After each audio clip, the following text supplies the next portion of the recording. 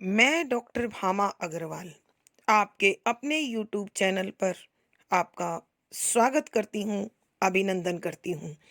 आइए प्यारे बच्चों, आज हम छायावाद के 4 प्रमुख कवियों में अपना महत्वपूर्ण स्थान रखने वाले जयशंकर प्रसाद द्वारा रचित कामायनी का अध्ययन करते हैं। हमारे पाठ्यक्रम में आनंद सर्ग शामिल है। कामायनी जयशंकर प्रसाद की एक सर्वश्रेष्ठ कृति होने के साथ साथ यह आधुनिक हिंदी साहित्य का भी सर्वश्रेष्ठ काव्य ग्रंथ माना जाता है। कामायनी में 15 सर्ग हैं और आनंद उसका अंतिम सर्ग है। यहाँ कवि ने मानव के जीवन में अनेक प्रकार के पड़ाव आते हैं, अनेक प्रकार के कर्म होते हैं, अनेक प्रकार का जीवन के प्रति दृष्टिकोण होता है, लेकिन अंत में प्रत्येक व्यक्ति प्रभु की शरण में जाकर आनंद की तलाश करता है। यहाँ कवि ने उसी आनंद का जिक्र किया है। उपनिषदों में भी आनंद से ही सृष्टि का निर्माण माना जाता है। आनंद में ही सृष्टि चलती है और अंत में आनंद में ही विलीन हो जाती है। कवि ने यहाँ उसी आनंद का जिक्र या वर्णन इस आनंद सर्ग में किया है। कामायनी के रचयिता और कामायनी में शैव दर्शन का विशेष स्थान है। शैव दर्शन भगवान शंकर से जुड़ा हुआ जो दर्शन अर्थात जीवन के तत्वों को देखने का एक विशेष नज़रिया दर्शन कहलाता है। हम आनंद सर्ग में जिस कथा का अध्ययन करेंगे वो इस प्रकार है। कामायनी के 3 प्रमुख पात्र हैं, मनु, श्रद्धा और ईड़ा। ईड़ा जो कि इस सर्ग में आरंभ से अंत तक चलती हुई दिखाई देती है। ईड़ा ने श्रद्धा और मनु के पुत्र मानव को साथ लेकर सारस्वत प्रदेश को पुनः बसाया है, व्यवस्थित किया है और उस व्यवस्था के बाद उस प्रदेश के निवासी वैभव, धन धान्य आदि से परिपूर्ण होकर सुखमय जीवन व्यतीत करते हैं और इस प्रदेश में मानवीय विकारों का प्रभाव नहीं है। सभी लोग एक परिवार के सदस्यों की भांति मिलजुल कर प्रेम से रहते हैं। एक दिन ईड़ा उनके पुत्र मानव को लेकर और सारस्वत नगर के निवासियों का एक दल बनाकर श्रद्धा और मनु के दर्शन के लिए कैलाश पर्वत की ओर जाती हैं। तो जाते हुए उनके साथ जो सामान हैं, जो लोग हैं, जो जीव हैं, उनकी किस प्रकार की क्रिया प्रतिक्रिया है उसका वर्णन उन्होंने बताया है, किया है। वो जब कैलाश पर्वत की ओर जाते हैं तो उनके साथ नंदी बैल है जो शैव दर्शन के अनुसार मोक्ष को देने वाला है और भगवान शंकर का वाहन है। इसलिए इस दल का जो नेतृत्व कर रहा है धर्म के प्रतिनिधि के रूप में वह बैल है और उस पर सोमलता की बेल लदी हुई है। उसके एक घंटा लटका हुआ है जो निरंतर मधुर ध्वनि उत्पन्न करता है। यहाँ इस समूह का जो नेतृत्व कर रहा है वो मनु यानी मनु और श्रद्धा का पुत्र मानव है। उसके एक हाथ में बैल की रस्सी है और दूसरे हाथ में उसने त्रिशूल ले रखा है और पर्वतों की चढ़ाई कर रहा है। ईड़ा ने गैरवे रंग के साध्वी वस्त्र पहने हुए हैं और वह भी मानव के साथ साथ चल रही है। और उनके पीछे पीछे मधुर ध्वनि में मंगल गान करती हुई महिलाएं चल रही हैं। उनके दल में अनेक बच्चे, असंख्य युवक महिलाएं हैं जो बड़ी प्रसन्नतापूर्वक हंसी खुशी के साथ इस यात्रा को कर रहे हैं। उनके साथ चंवर हैं, यानी जिसे हम याक कहते हैं या चांवरी गाय कहते हैं, वो है।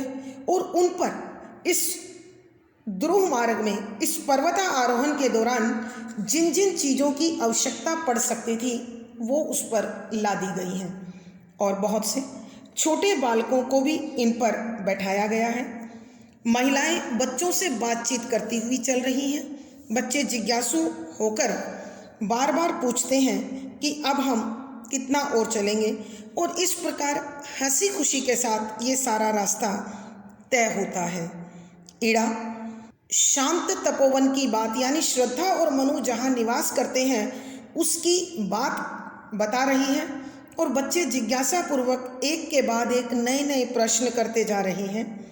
यात्रियों का दल चलते चलते उस स्थान पर पहुंच चुका है जहां मनु समाधि में बैठे हैं और श्रद्धा अपने फूलों को अंजुलि में भरकर उनके निकट खड़ी हुई हैं। जाकर ईड़ा और मानव उन्हें प्रणाम करते हैं। तब मनु अपनी समाधि से हटकर उन्हें अद्वैतवाद, अभेदता का भाव या अभेदता के बारे में बताते हुए कहते हैं कि हम जिस स्थान पर हैं यहाँ सामने कैलाश पर्वत है और कोई भी किसी भी प्रकार से यहाँ अपना पराई के भेद में नहीं आ सकता। जो भी इससे जुड़े हुए हैं उनमें से कोई दुखी नहीं है, शापित नहीं है, तापित नहीं है, किसी में किसी प्रकार का कोई विकार नहीं है, कोई पापी नहीं है। सब एक दूसरे के साथ मिलजुल कर प्रेम से एक परिवार की भांति रहते हैं। श्रद्धा मनु के द्वारा दिए इस उपदेश को सुनकर मंद मंद मुस्काने लगती हैं और सारा का सारा पर्वतीय क्षेत्र अलौकिक प्रकाश से जगमगाने लगता है और पूरा वातावरण उस आनंद से भर जाता है। सभी यात्री एक दूसरे को अभिन्न समझते हुए एक दूसरे में पूर्ण तादात्म्य के साथ, मेल के साथ मिल जाते हैं। और वहाँ जाने के बाद मनुष्यों की दृष्टि में जड़ चेतन आदि का सब भेदभाव समाप्त हो जाता है और सब अपने आप को एक अखंड अद्वितीय आनंद में महसूस करते हैं। आइए बच्चों, इसी प्रकार के भावों को समेटे हुए कामायनी के 15वें सर्ग आनंद सर्ग का अब हम अध्ययन आरंभ करते हैं। संख्या 9।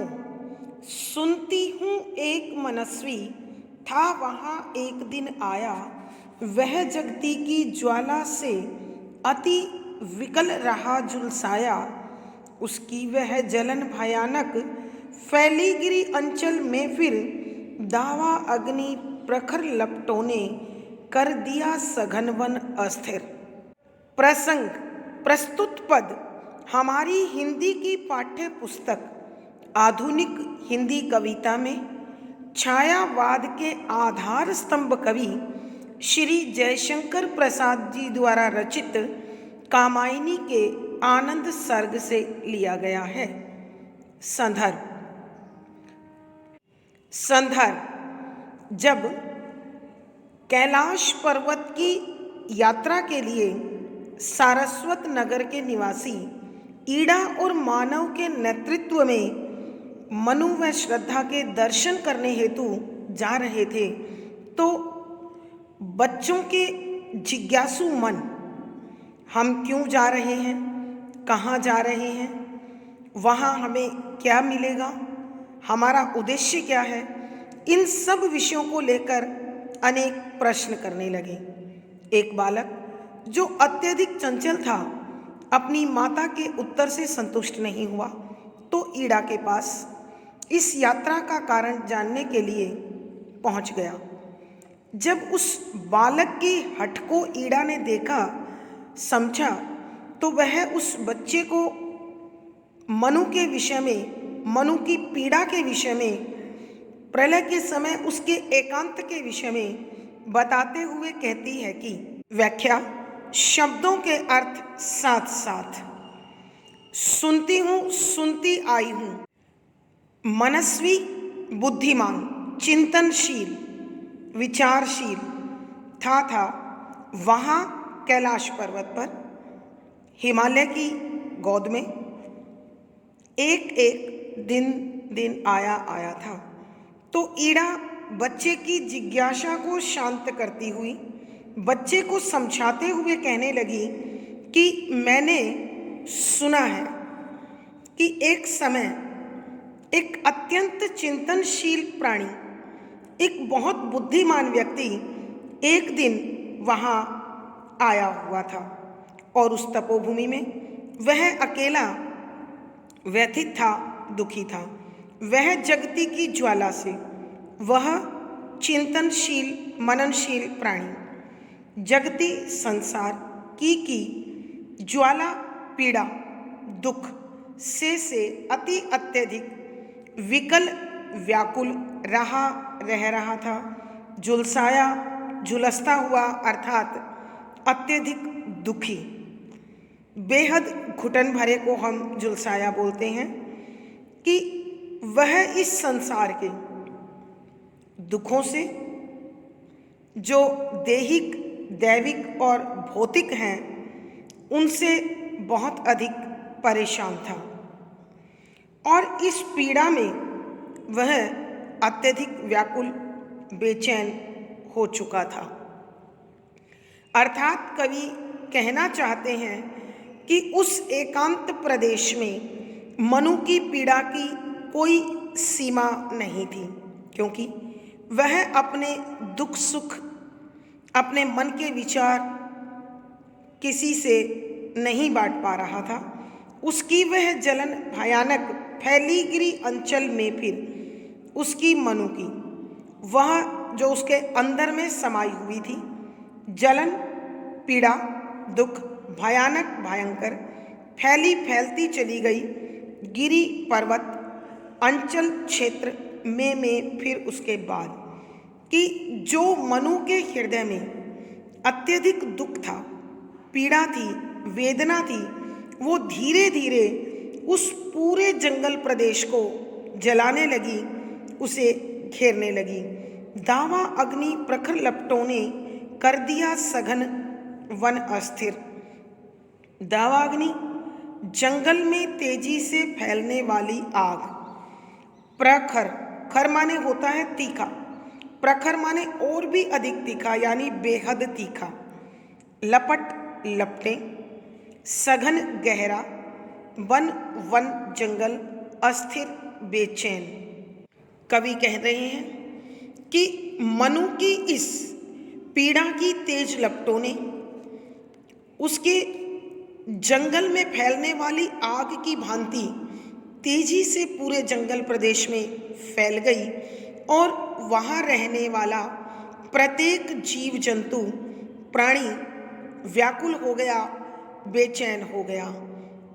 अर्थात यहाँ ईड़ा बच्चे को समझाना चाहती है कि मनु महाराज के कारण संपूर्ण वह तपोवन अत्यधिक पीड़ित हो गया, दुखी हो गया, क्योंकि मनु की पीड़ा धीरे धीरे पूरे उस वन क्षेत्र को दुखी करने लग गई। आइए बच्चों, हम एक बार फिर इस पद की व्याख्या करते हैं। ईड़ा बच्चे की जिज्ञासा को शांत करते हुए उसे समझाते हुए कहने लगी कि मैंने ऐसा सुना है, उस तपोवन में एक अत्यंत मननशील, चिंतनशील, बुद्धिमान प्राणी एक दिन आया और वह जगती की ज्वाला से अति विकल रहा, झुलसाया, कि उसे संसार में व्याप्त तीनों प्रकार के कष्ट, देहिक शरीर से जुड़े, दैविक भाग्य से जुड़े और भौतिक सांसारिक सुख सुविधाओं से जुड़े तीनों दुखों ने अत्यधिक बेचैन कर रखा था और धीरे धीरे वो इस दुख की आग में जलने लगा। उसकी वह जलन भयानक फैली गिरी अंचल में फिर कि उसकी यह भयंकर पीड़ा, अत्यधिक जला देने वाला कष्ट धीरे धीरे करके पूरे जंगल प्रदेश में फैलता चला गया। दावा अग्नि प्रखर लपटों ने कर दिया सघन वन अस्थिर।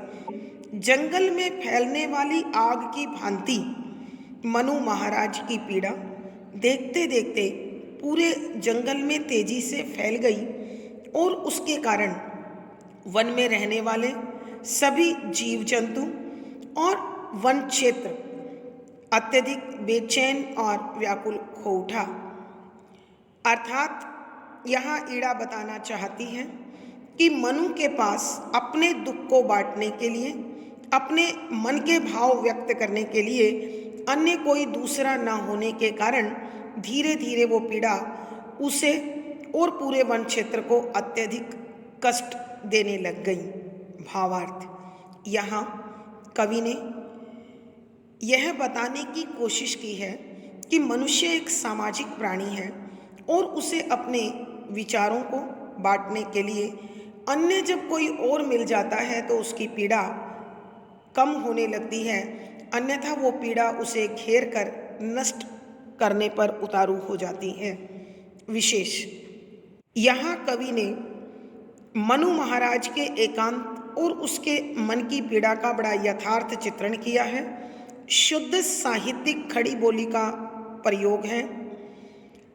कवि ने दावा अग्नि और ज्वाला ये दोनों अत्यंत भावपूर्ण बिंब प्रयोग करके मनु की हृदय की वेदना का बड़ा सुंदर चित्रण किया है।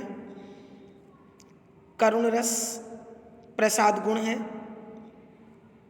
लक्षणा शब्द शक्ति है। कवि ने स्वनिर्मित छंद का प्रयोग किया है, गेय शैली और संगीतात्मकता है।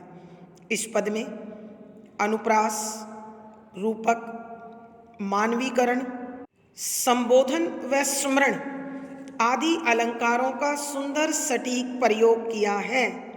पद संख्या 10। थी अर्धांगिनी उसी की जो उसे खोजती आई, यह दशा देख करुणा की वर्षादृग में भर लाई। वरदान बने फिर उसके आंसू करते जग मंगल, सब ताप शांत होकर वन हो गया हरित सुख शीतल। प्रसंग पूर्ववत। इस पद में सारस्वत नगर के निवासियों के साथ कैलाश पर्वत पर मनु व श्रद्धा के दर्शन हेतु जाती हुई ईड़ा से जब उनके साथ जाने वाले एक बच्चे ने इस यात्रा के उद्देश्य के बारे में जानना चाहा तो ईड़ा उसे उसके विषय में विस्तार से समझाती है। यहाँ ईड़ा मनु और श्रद्धा के विषय में बता रही है। व्याख्या। शब्दों के अर्थ साथ साथ थी अर्धांगिनी पत्नी उसी की अर्थात मनु की, जो की उसे मनु को खोजती ढूंढती हुई आई वहां पर आई। कि कविवर बताते हैं, ईड़ा बच्चे को समझाते हुए कहने लगी कि जो श्रद्धा थी वह मनु महाराज की पत्नी थी, जो अपने पति मनु को ढूंढती हुई उस तपोवन में पहुंच गई। यह दशा देख करुणा की वर्षादृग में भर लाई। यह इस प्रकार की दशा, स्थिति, अवस्था, हालत देख देख कर करुणा दया से भरी हुई कि जब उसने अपने पति मनु की इस दया से भरी हुई, शोक में डूबी हुई, करुणा से ओतप्रोत स्थिति को देखा तो वर्षा दृग में भर लाई। वर्षा बारिश दृग आंखों में भरलाई लेकर आ गई, अर्थात उसकी आंखों में आंसू बहने लगे और वो अविरल इस प्रकार से बह रहे थे, इतने अधिक मात्रा में बह रहे थे कि उनकी आंखों से मानो आंसुओं की बारिश हो रही हो। वरदान बने फिर उसके। वरदान श्रेष्ठ फल बन गए फिर बाद में उसके। श्रद्धा की आंखों से बहने वाले आंसू आंसू करते करते गए जग संसार का मंगल कल्याण।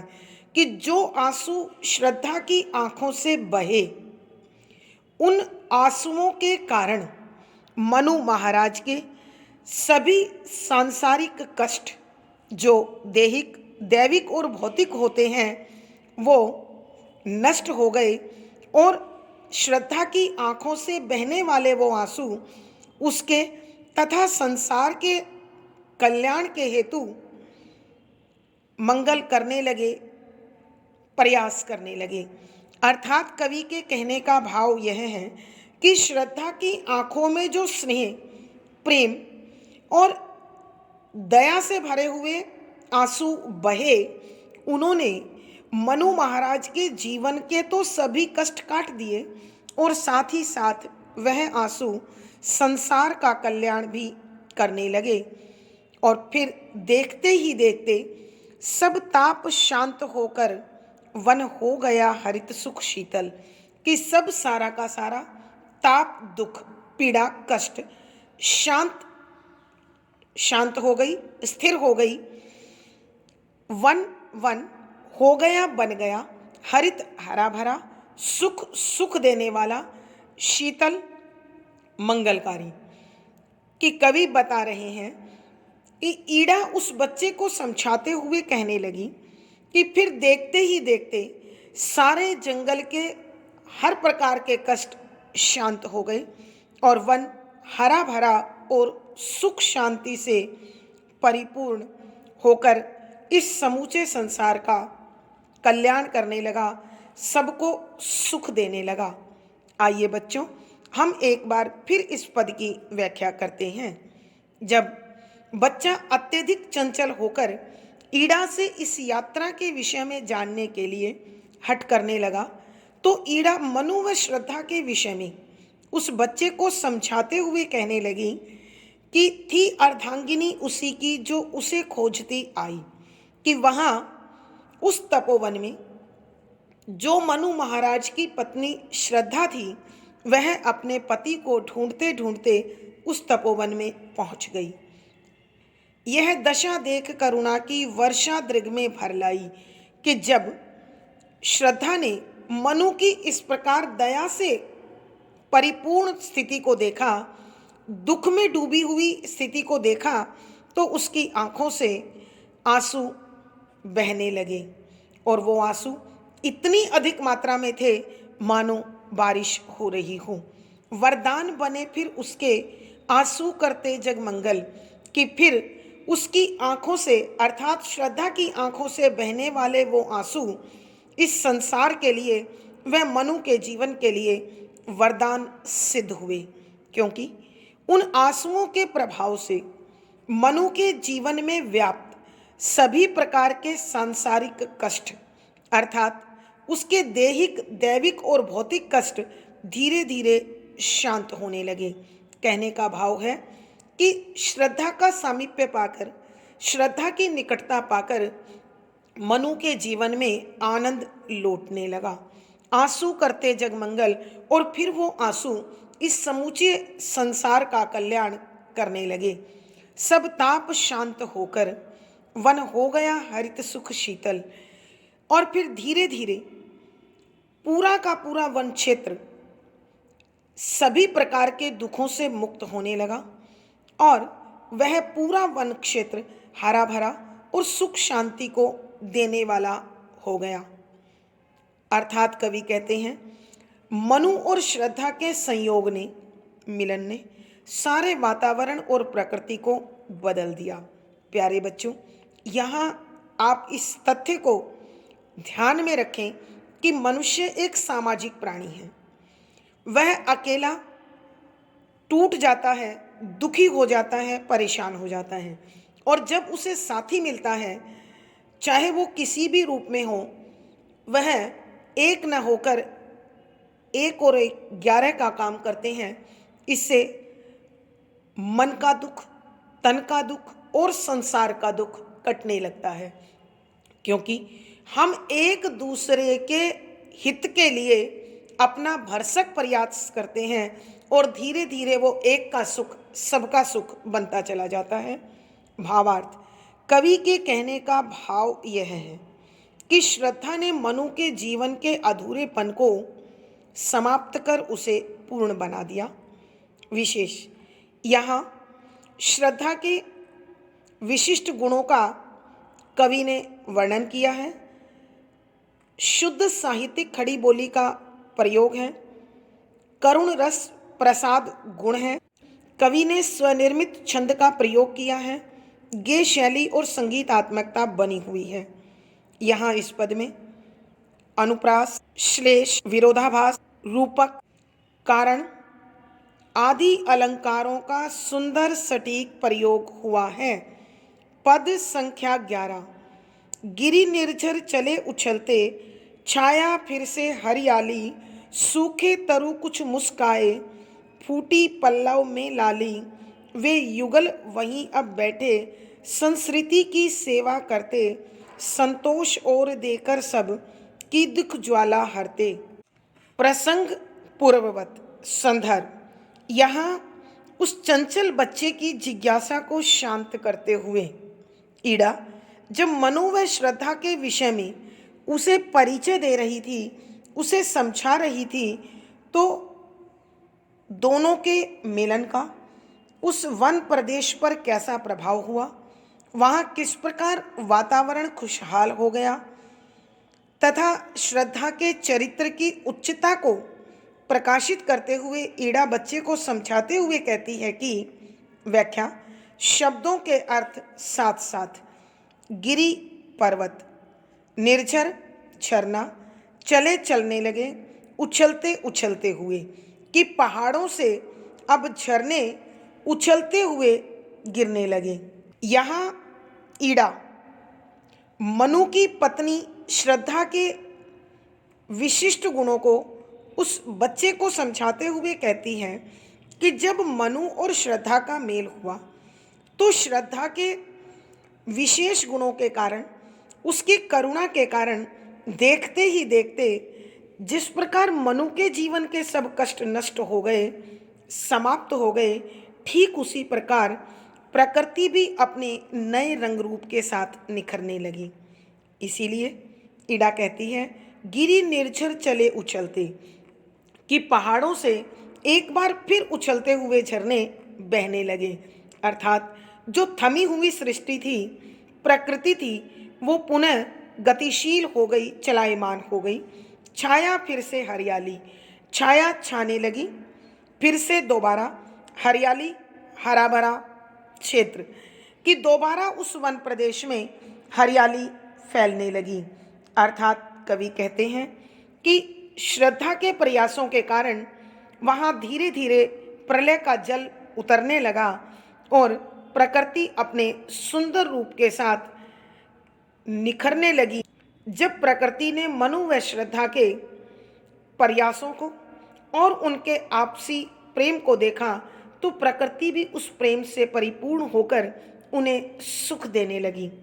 सूखे तरु कुछ मुस्काए, सूखे सूखे हुए तरु वृक्ष कुछ थोड़े थोड़े मुस्काए, मुस्कुराने लगे।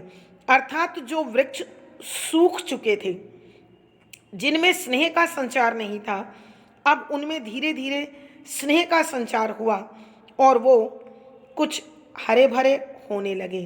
फूटी पल्लव में लाली, फूटी निकल आई, पल्लव पत्तों में, लाली लालिमा, और पत्तों में धीरे धीरे लाली दिखाई देने लगी। अर्थात उन पेड़ों पर नए पत्ते उगने लगे, अंकुरित होने लगे। वे युगल वहीं अब बैठे, वे अर्थात मनु और श्रद्धा युगल दंपत्ति जोड़ा वहीं उसी स्थान पर अब इस समय बैठे बैठे हुए हैं, कि जब से लेकर जिन्होंने इस सारी सृष्टि को अपने यौवन पर, अपने सौंदर्य से भर दिया था, आज वही मनु और श्रद्धा उसी तपोवन में बैठे हुए हैं और तप कर रहे हैं। संस्कृति की सेवा करते, संस्कृति संसार की सेवा करते कर रहे हैं। कि वो वहाँ बैठकर संसार के कल्याण के लिए, संसार की भलाई के लिए तपस्या में लीन हैं और सबको अपने आशीर्वाद से, अपने मार्गदर्शन से सुख दे रहे हैं, आनंद दे रहे हैं। संतोष और देकर सब, संतोष शांति और भी अधिक मात्रा में देकर देकर सब सबको दुखों की ज्वाला अग्नि को हर लेते हैं, नष्ट कर लेते हैं। अर्थात ईड़ा बच्चे को समझाती है कि वो अपने प्रयासों से, अपने कार्यों से, अपनी तपस्या से इस संसार में रहने वाले प्रत्येक जीव के मन को शांति देते हैं, जीवन में संतोष देते हैं और सबके शरीरों में, जीवन में फैले हुए हर प्रकार के दुख का हरण कर लेते हैं। अर्थात अपनी तपस्या के बल से वो हर प्रकार के दुख दर्द को समाप्त कर रहे हैं। आइए बच्चों, हम एक बार फिर इस पद की व्याख्या करते हैं कि जब चंचल बच्चे की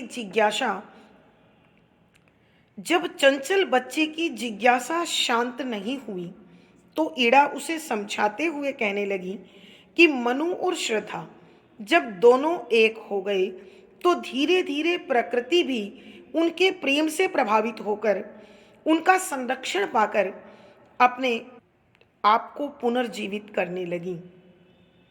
यहाँ उसी प्राकृतिक सौंदर्य का वर्णन करते हुए ईड़ा कहती है कि गिरि निर्झर चले उछलते, कि अब पहाड़ों से दोबारा झरने उछल उछल कर बहने लगे, छाया फिर से हरियाली और पूरे वन प्रदेश में एक बार फिर हरियाली छाने लगी। सूखे तरु कुछ मुस्काए, कि सूखे हुए जो पेड़ थे वो फिर हरे भरे होने लगे, मुस्कुराने लगे। फूटी पल्लव में लाली, कि उन पेड़ों की पत्तियों में अब लालिमा दिखाई देने लगी, अर्थात उन पेड़ों पर नए पत्ते अंकुरित होने लगे। वे युगल वहीं अब बैठे संस्कृति की सेवा करते, कि वह श्रद्धा और मनु का जोड़ा आज भी उस तपोवन में बैठकर तपस्या करते हुए इस संसार के कल्याण की कामना करते हैं और संसारिक लोगों के हर प्रकार के कष्ट का हरण करते हैं, उन्हें नष्ट करते हैं। संतोष और देकर सब, कि वो इस संसार में सबको संतोष देते हैं, सुख देते हैं, शांति देते हैं और उनके शरीर में फैले तीनों प्रकार के तापों का वो हरण कर लेते हैं, अर्थात संसार के लोगों के जीवन को खुशहाल बना रहे हैं, आनंदमय बना रहे हैं और सुखमय बना रहे हैं। भावार्थ, कवि के कहने का भाव यह है कि श्रद्धा और मनु के संयोग ने समूचे प्राकृतिक वातावरण को आनंद से भर दिया। विशेष यहाँ कवि ने यह बताने की कोशिश की है कि श्रद्धा और मनु अपने त्याग से, अपने भावना से इस सारे संसार को कल्याण में जीवन दे रहे हैं। शुद्ध साहित्यिक खड़ी बोली का प्रयोग है, शांतरस प्रसाद गुण है। यहाँ लक्षणा शब्द शक्ति है। कवि ने स्वनिर्मित छंद का प्रयोग किया है, गेय शैली और संगीतात्मकता बनी हुई है। यहाँ अनुप्रास, मानवीकरण, रूपक, स्वभावोक्ति, कारण आदि अलंकारों का सुंदर सटीक प्रयोग हुआ है। पद संख्या 12 है वहाँ महाहृद निर्मल, जो मन की प्यास बुझाता, मानस उसको कहते हैं, सुख पाता जो है जाता, तो ये वृक्ष क्यों तू यूं ही वैसे ही चल रही है, क्यों बैठ न जाती इस पर अपने को थका रही है। प्रसंग पूर्ववत। संदर्भ, यहाँ सारस्वत प्रदेश के निवासी जब ईड़ा व मानव के नेतृत्व में कैलाश पर्वत की यात्रा को जाते हैं तो एक चंचल बच्चा इस यात्रा के विषय में ईड़ा से पूछता है। तब ईड़ा उसे श्रद्धा और मनु के विषय में पर्याप्त परिचय देती है और साथ ही साथ कैलाश पर्वत के सौंदर्य का भी वर्णन कर रही है। वो बताती हैं कि व्याख्या शब्दों के अर्थ साथ साथ है। वहाँ कैलाश पर्वत पर महाहृद एक बहुत बड़ा तालाब, सरोवर, निर्मल, पवित्र, कि वहाँ एक बहुत बड़ा तालाब जिसका नाम मानसरोवर है स्थित है, जो मन की प्यास बुझाता, जो कि मन हृदय की प्यास प्यास को बुझाता, शांत कर देता है। अर्थात यहाँ ईड़ा बच्चे को समझाते हुए कहती है कि जहाँ श्रद्धा और मनु तपस्या कर रहे हैं, उसी स्थान पर एक बहुत बड़ा सरोवर है, तालाब है, जिसका नाम मानसरोवर है, और वह अत्यंत निर्मल, पवित्र और शुद्ध है। जो व्यक्ति वहाँ जाता है, वह तालाब, वह सरोवर उस व्यक्ति के जीवन में फैली सारी अशांति, सारा कष्ट समाप्त कर देता है। अर्थात मनुष्य के जीवन को परम संतोष, परम शांति देता है। मानस उसको कहते हैं कि उस तालाब का नाम मानसरोवर है। सुख पाता जो है जाता, कि जो भी उस मानसरोवर के निकट जाता है, मानसरोवर में स्नान करता है, उसके जल को ग्रहण करता है, वह अनेक प्रकार के सुखों को प्राप्त करता है। अर्थात उसके जीवन के सभी ताप नष्ट हो जाते हैं और उसे परम गति प्राप्त होती है। तब बच्चे ने ये सब जाना तो वह ईड़ा से कहने लगा, तो ये वृक्ष क्यों तू यूं? तो फिर यह जो साथ लेकर आई है वृक्ष बैल क्यों, किस लिए? तू तू यूं इस प्रकार से ही वैसे ही चल रही है। कि बच्चा ईड़ा से कहने लगा और फिर हट करने लगा, जिद करने लगा कि फिर तू यह बैल अपने साथ क्यों लाई है? जब तुझे इसी तरह पैदल चलना था तो बेकार इसे लेकर आई है, और यदि बैल साथ लाई है तो तू बेकार पैदल क्यों चल रही है? क्यों बैठने जाती इस पर अपने को थका रही है? कि क्यों नहीं इस बैल पर बैठकर यात्रा कर लेती?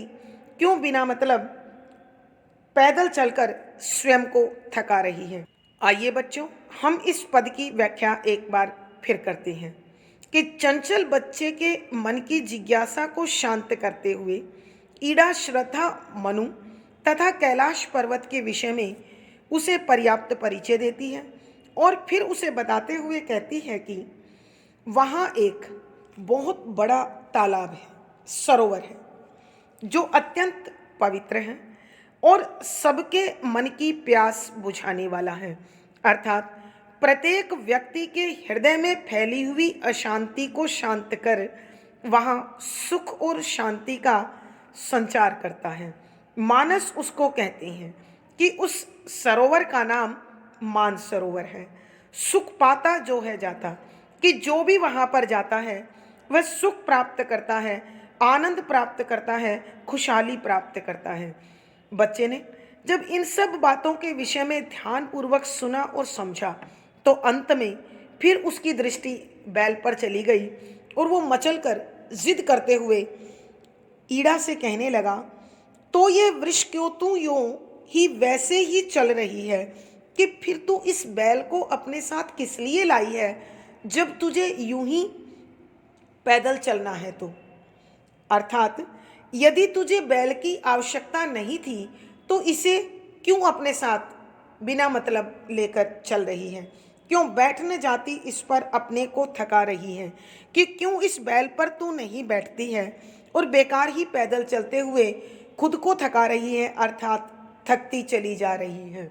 भावार्थ, कवि के कहने का भाव यह है कि कैलाश पर्वत पर मानसरोवर अत्यंत शुद्ध और पवित्र है, जो सबका कल्याण करता है, और यहाँ बाल मनोविज्ञान का भी बड़ा सुंदर दर्शन कराया है।